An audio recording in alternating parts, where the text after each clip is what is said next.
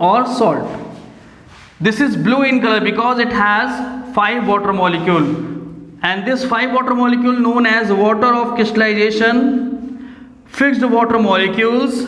Okay, with 5 water molecules shows blue in color, and without 5 water molecule it shows white powder form. Clear? Now I am going to react a copper sulfate which is white in color. One more thing about that, copper sulfate naturally occurring in the form of pentahydrate. If you will remove 5 water molecule, then after some time that copper sulfate, which is anhydrate form, anhydrate means without content of water, this anhydrate form of copper sulfate will automatically absorb water molecule from atmosphere and comes or becomes in blue in color. Clear?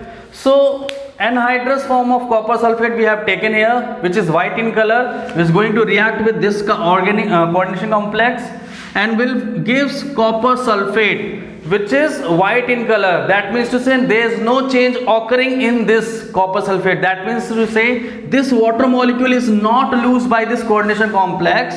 Clear? That means to say this water molecule is not free to move. Clear? So copper sulfate color remains white because it is unable to absorb water molecule. So which tell us that the chromium H2 whole 6 Cl3, this water molecule, 6 water molecules are not free. That means 6 water molecules are directly bound with the chromium, which is the central metal atom, and this is an example of hydrate isomers. So we are going to discuss another example, hydrate isomers, chromium with 6 water molecule, and after that Cl3 is outside. Suppose that we have to form a hydrate isomers, so there is a coordination number of 6 water molecule. So here also we will maintain the coordination number. Water molecules are 5 and 1 Cl will go inside.